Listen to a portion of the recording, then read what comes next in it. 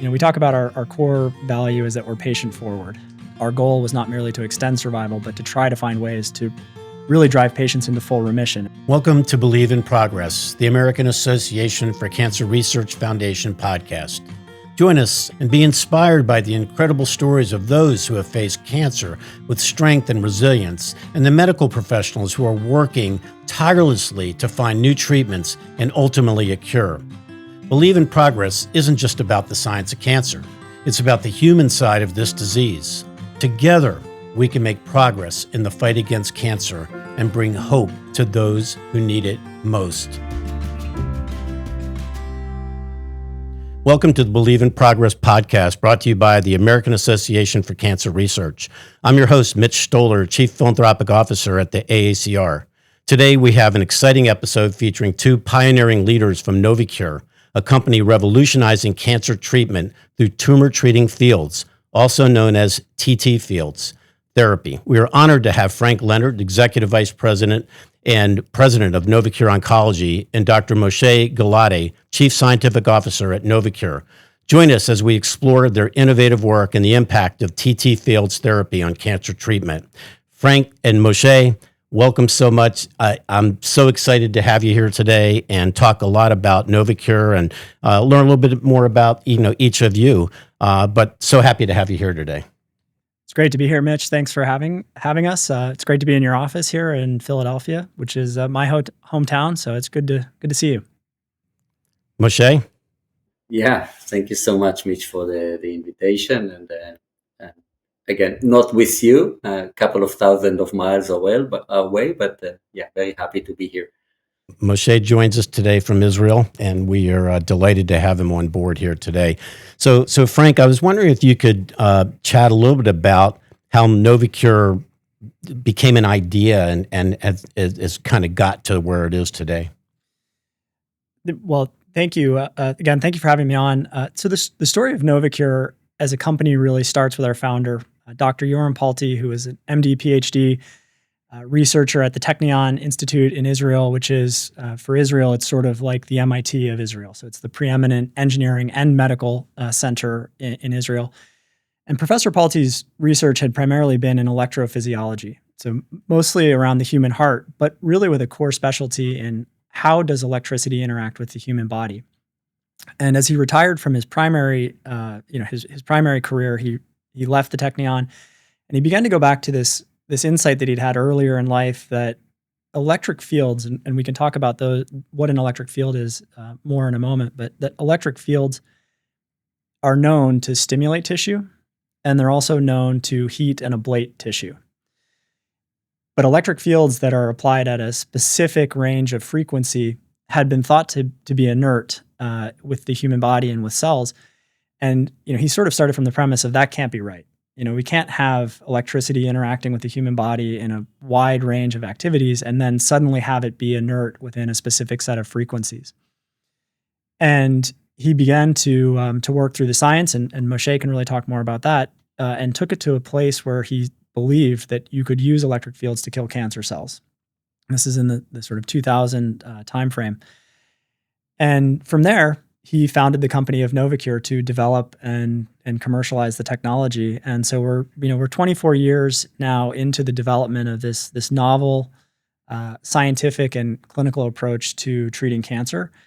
And the analogy that I always kind of apply to Novocure is that we're 24 years into the development of this technology, and I think about it in the context of chemotherapy, where we're approaching 100 years of development, or radiation therapy that's 125 years.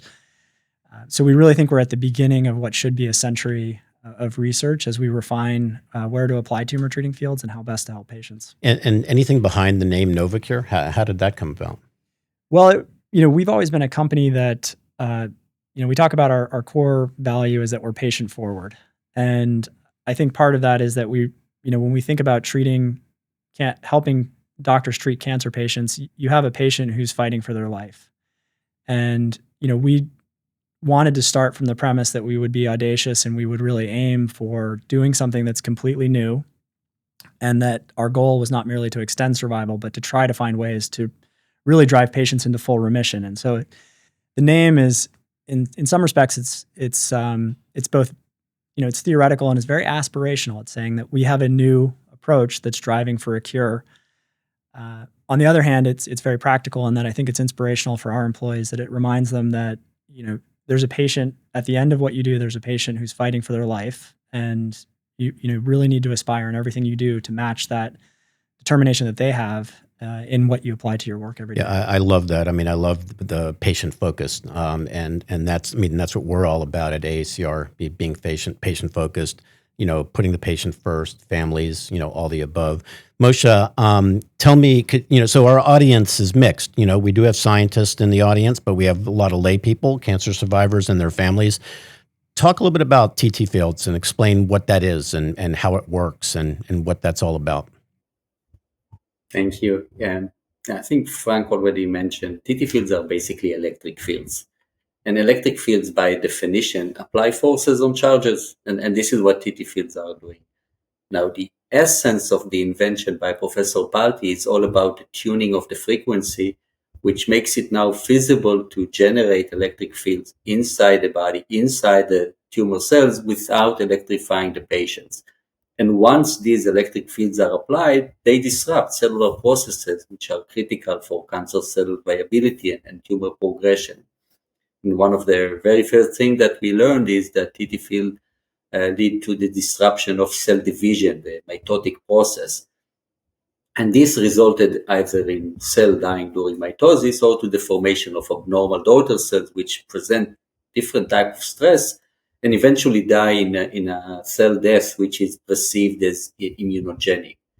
Now, the therapy, it's also important to mention it's a local regional therapy, and it uses non-invasive arrays which are placed on the skin, and the electric fields are applied using a portable medical device. And basically, as far as I know, this is the only medical device for the treatment of cancer at home, but I don't know, Mitch, maybe you know something else.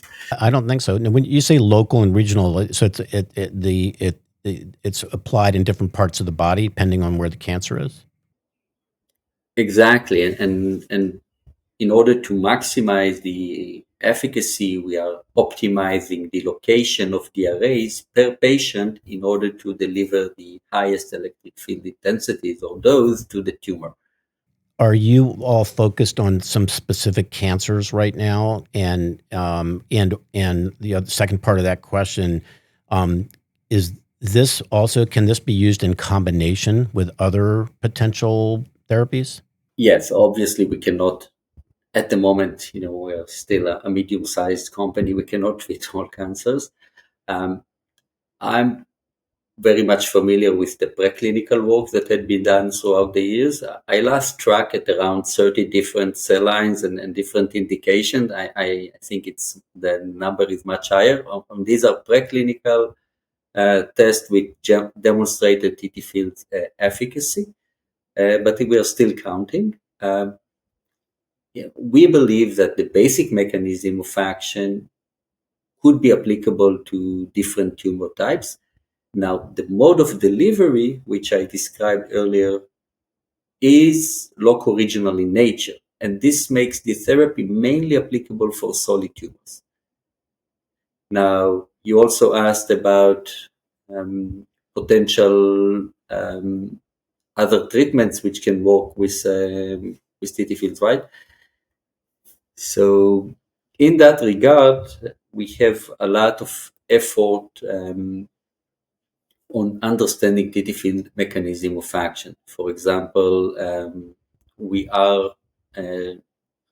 learned about the anti-mitotic effect of TTFields, and there are several others outcomes downstream to the anti-mitotic effect. We see the immunogenic cell death. We also know that TTField induce inhibition of DNA damage repair.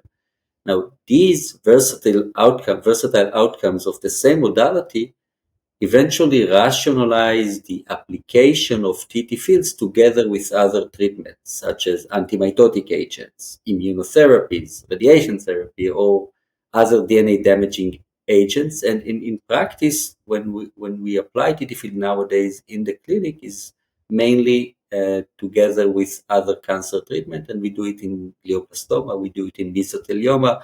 We've done many clinical studies in other indications, and maybe Frank can speak more on the broader outreach. Yeah, please. Yeah. So thank you. I think Moshe did a good job of summarizing the potential for Tumor Treating Fields from a scientific standpoint. From a clinical standpoint, where we are today is that we have approval to treat in the United States to treat patients with glioblastoma, which is a grade 4 brain tumor. I think, as everybody knows, it's just an incredibly devastating diagnosis. This is the tumor type that unfortunately befell Ted Kennedy as well as John McCain, and here in Philadelphia, Darren Dalton. Yes. One of my childhood heroes. And so we were approved to treat glioblastoma both at the initial indication and at the recurrence. And more recently, we've had an FDA approval under the HDE, which is a humanitarian device exemption to treat mesothelioma. So those are the two indications that we've taken all the way through the FDA process. In terms of the clinical development, though, we've completed phase 3 trials now in non-small cell lung cancer, and we have our application for approval at the FDA currently for that indication. Mm-hmm.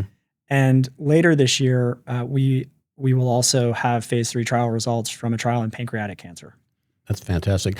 Are individuals that, let's say, go into a clinical trial and use this great technology, is there an initial reaction?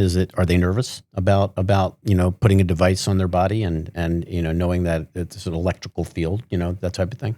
It is a great question, and I think it goes to the core of our mission and why our company really always has to remain so patient focused and forward. It's that this is a device that the patient must incorporate into their life. So it's not a hospital-based intervention. It's not a drug that's infused and then you go home.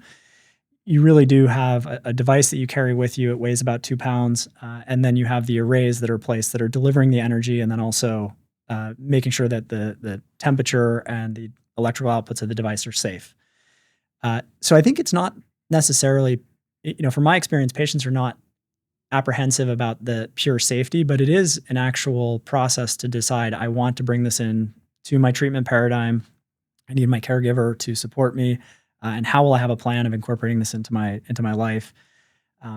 But what we do see is that once the patients do bring it into their life, it is something that they can manage. And so far in all our clinical studies, as well as in our commercial safety in over 30,000 patients, the only device-related adverse event has been skin irritation, which is you can imagine if you were wearing bandage Yes. or an array for weeks at a time, that's obviously a known known risk.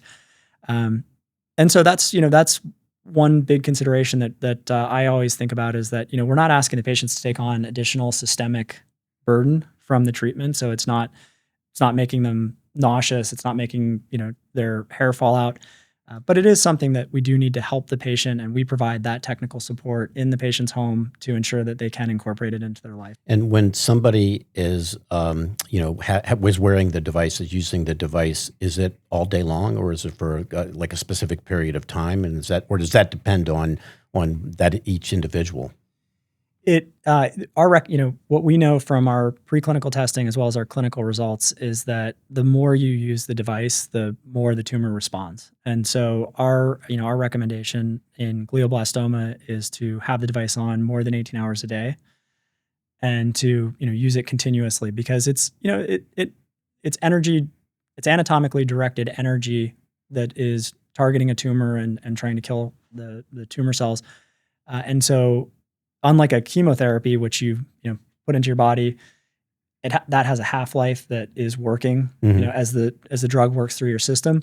When you're using our device, and when it's on, it's on. When it's off, it's off. And so we really try to recommend using it as much as possible. Gotcha. Moshe, as the Chief Scientific Officer, what are your major responsibilities? What are your goals and aspirations for the company as the Chief Scientific Officer?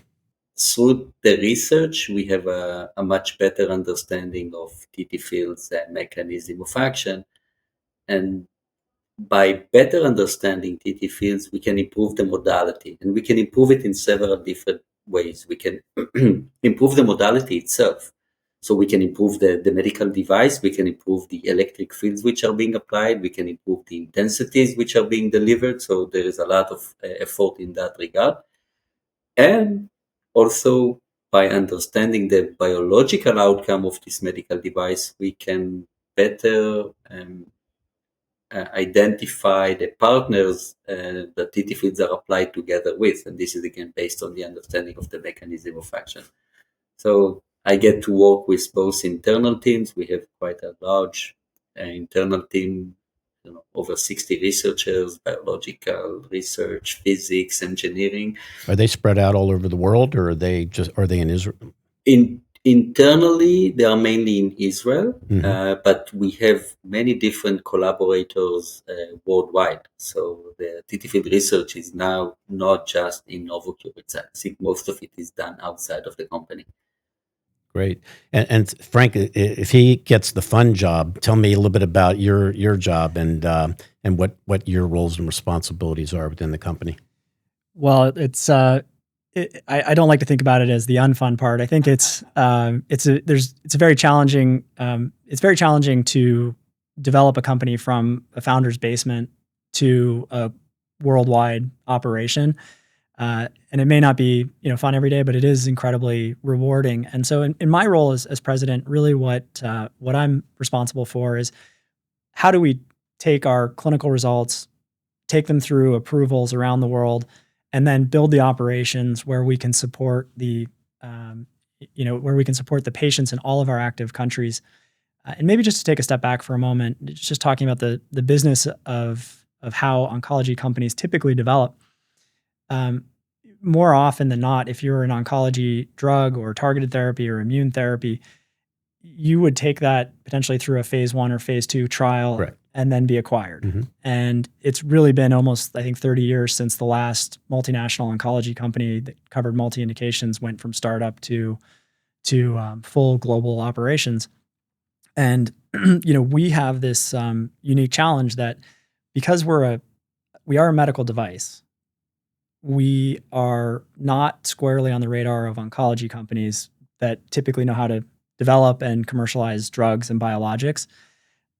That we don't fit in their portfolio. And on the device side, we are unique in that we run very large randomized phase 3 trials to prove the survival benefit of the device, which is typically not something you see a medical device company doing. And so right. we just don't fit into either one of those typical buckets, which put the burden on us to actually figure out how do you go from day one with a founder and an idea and some early research to having employees in 16 countries around the world, supporting the nearly 4,000 patients who are on therapy, supporting the 30,000 patients who have been on therapy, the researchers around the world, the doctors around the world who are using the therapy.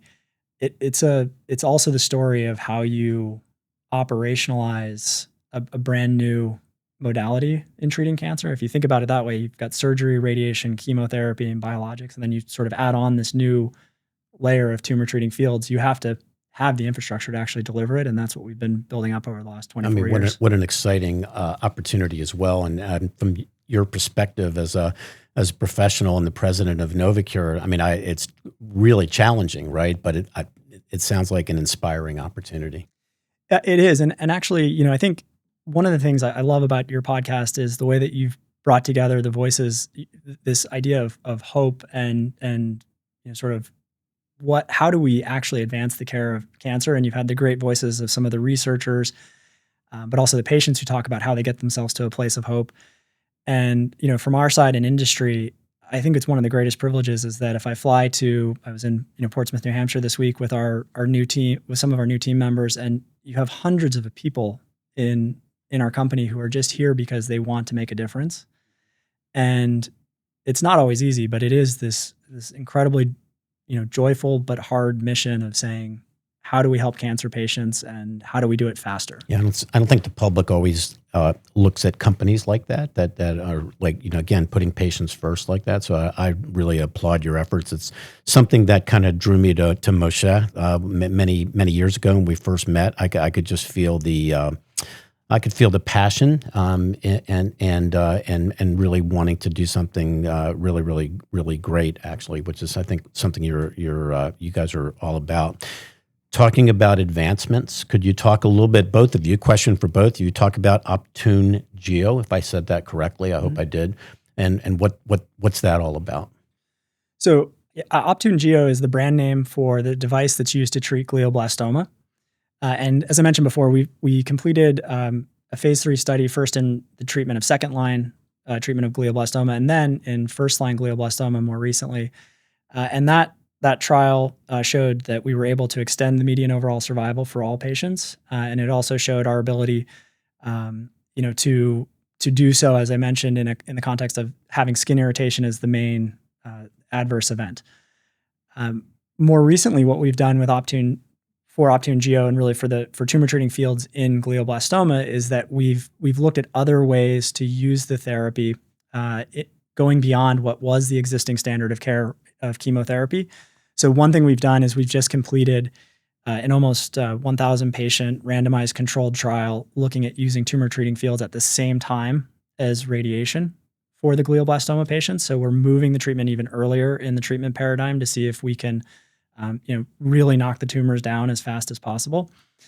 And then going forward, now that trial is completed, we're actually in the process of opening another trial for glioblastoma patients where Tumor Treating Fields will be used at the same time as an immune checkpoint inhibitor to see, as Moshe said, we believe there may be downstream, and Moshe, I'll turn it over to you to really talk about this, but we believe there's some scientific rationale for that.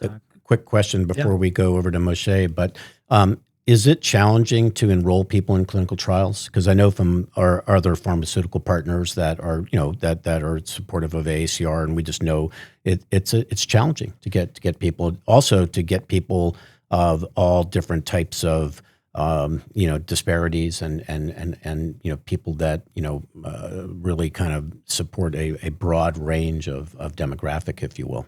It is absolutely challenging to get patients into clinical trials. COVID certainly did not help. And I think a lot of the clinics, we went through over the last 4 years, this cycle that COVID really slowed clinical trial enrollment, which then brought down the support staff at the institutions who are needed to run the trials. And it's been a slow process of getting them back. Mm-hmm. So I think particularly in the United States, we've had challenges with clinical trials. And Mitch, thank you for mentioning the need to increase diversity in clinical trials. That's a key area of focus for us. I think, we've tried our best to sponsor different activities, including fellowships for researchers who would be able to include a more diverse population into clinical trials. We know the FDA is focused on this issue. Increasingly, Medicare is focused on this issue, and we are constantly looking for ways that we can help, including even simple things like making sure we're providing transportation credits to patients in the trial so that we can draw from a broader population.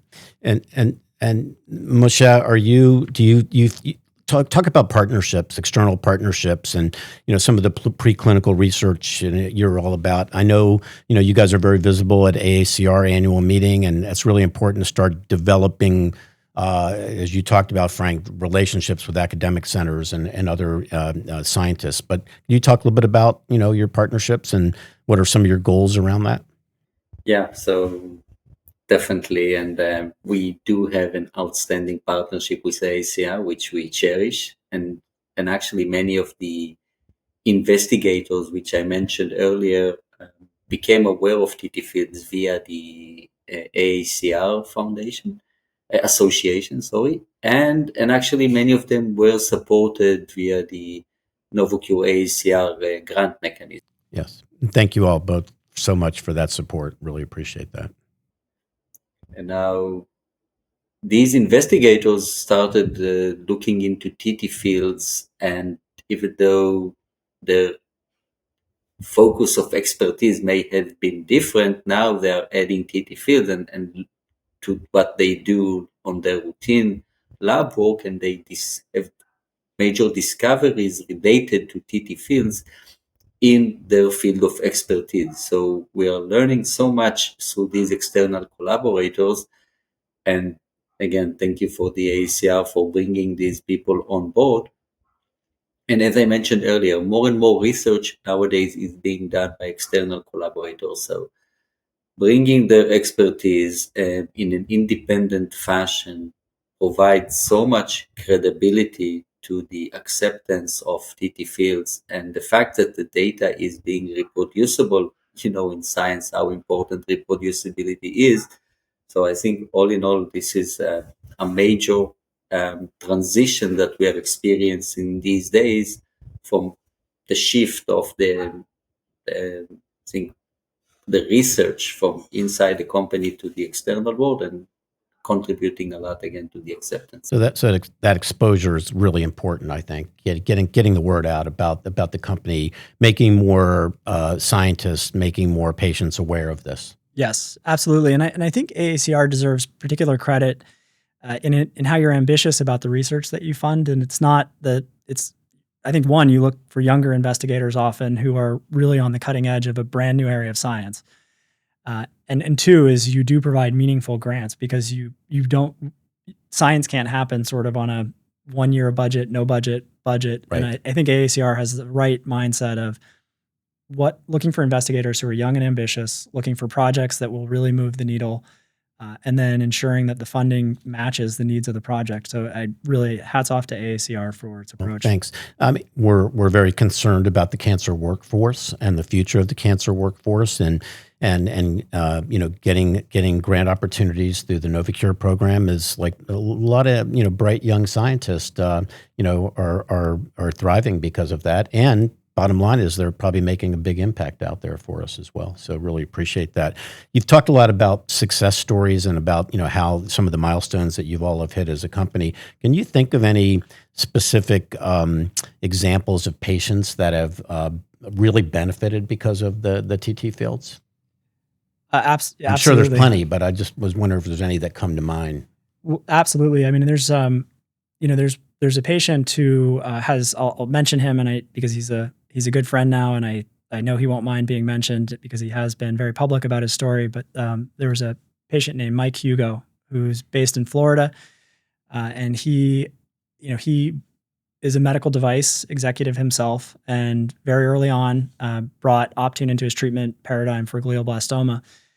And I think if you look at his, if you Google his story, it's really just incredible that he was able to reach out to Tim McGraw, whose father died of glioblastoma, Yes. and ultimately had Tim McGraw come in and sing a duet with him for his daughters, Really? who are quite young now, but he wanted to make sure he had recorded a duet for their wedding, and that was about 18 months ago.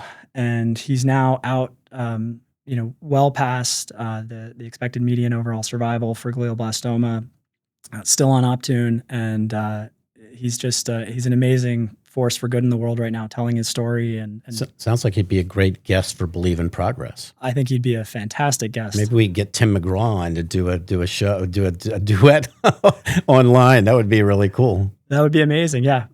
I don't know how. I haven't heard Mike actually sing, so I can't vouch for his singing, but I think Tim could probably cover. That's really cool. I always like to talk a little bit about mentors and mentorship, because I'm a big believer in that, and just in general. And so this is a question I'd love for both of you to answer.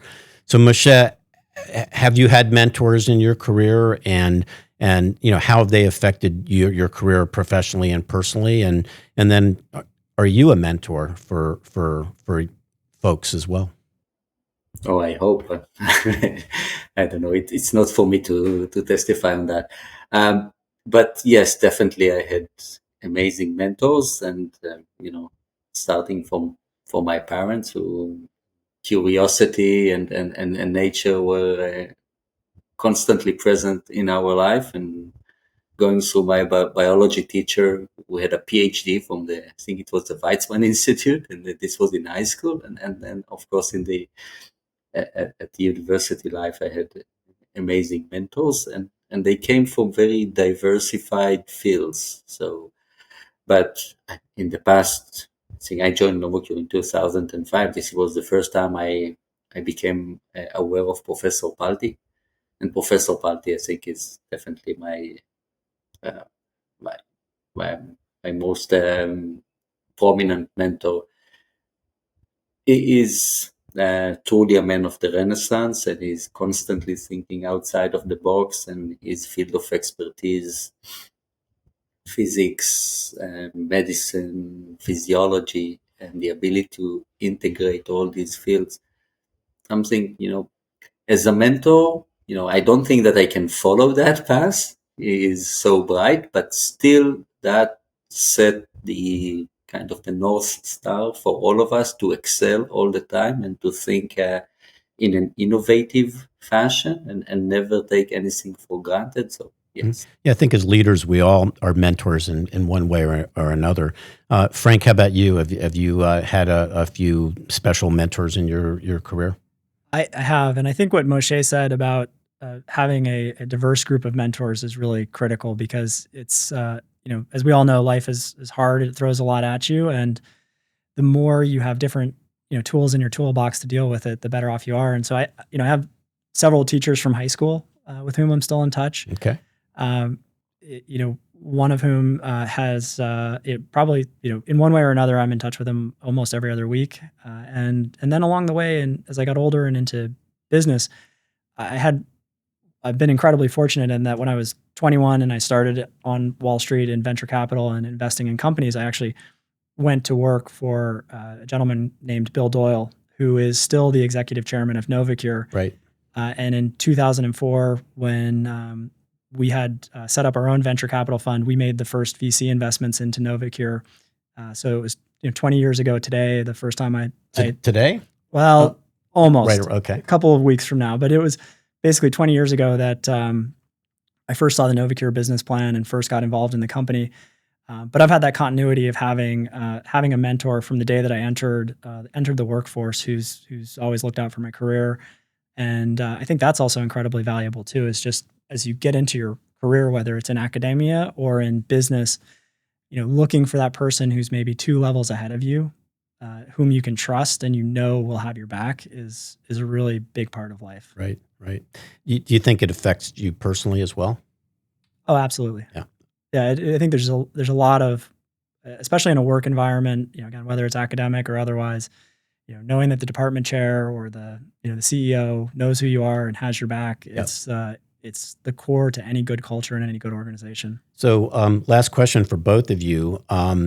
Let's look into the future. Let's look 3 to 5 years from now. Frank, what do you want Novocure to be looking like? I think it's a continuation of what we're doing today, that we want to be a global company helping patients across multiple different tumor indications. And, as I mentioned today, we're primarily focused on GBM and mesothelioma, but we have completed our phase 3 trial for non-small cell lung cancer, and we are, at FDA now to try to move ahead treating in that cancer type. I think, as I mentioned, pancreatic cancer results will be available later this year.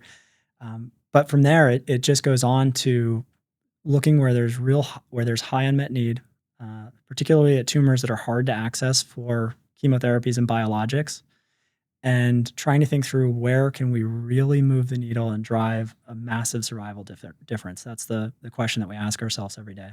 And are there significant challenges to get there?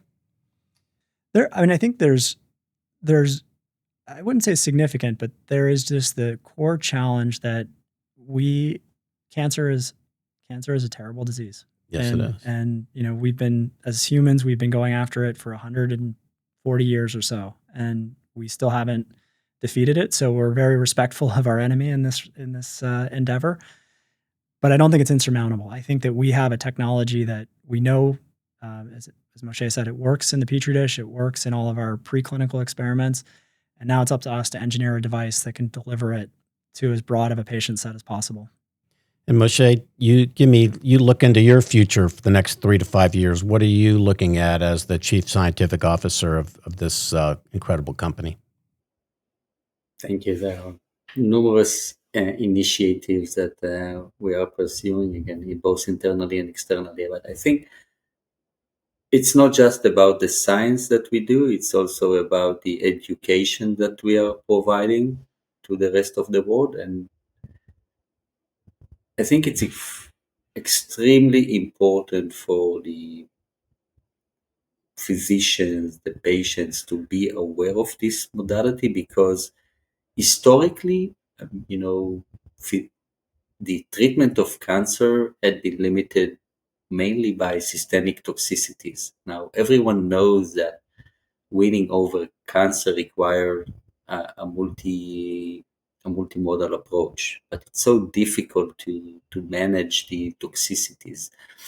Now, TTField is an effective therapy by itself, and it does offer the potential, based on the mechanism of action, to actually work with other therapies, and with the fact that there are a few additional or very limited additional toxicities other than the skin irritation. I think there is a potential, and educating the world on the opportunities and bringing more people on board to study TTField, to practice TTField, I think this is where I really want us to go. That's fantastic. That's why you need to be visibly present at the American Association for Cancer Research meetings all the time, which you have been. We're really, really appreciative of that.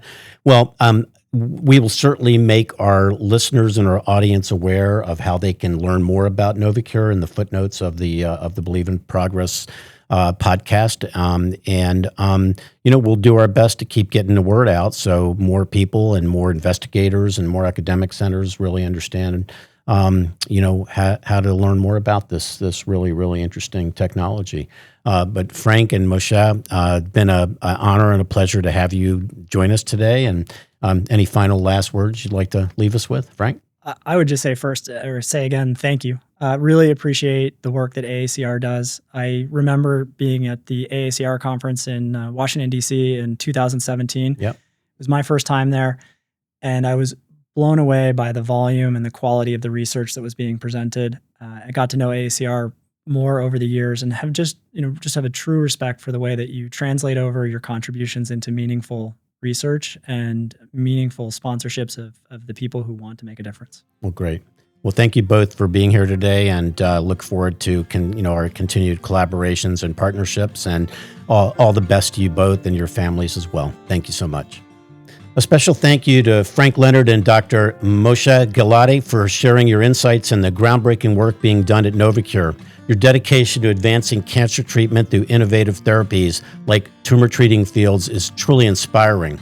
To our listeners, thank you for joining us on this episode of Believe in Progress podcast. If you want to learn more about Novocure and the revolutionary TTFields therapy, please visit novocure.com. You can also find a link to their website in this episode's show notes. Remember, your support and interest help drive the progress against cancer. Your support is crucial in the fight against cancer. Please consider making a donation to the American Association for Cancer Research at aacr.org. Every contribution helps advancing life-saving cancer research.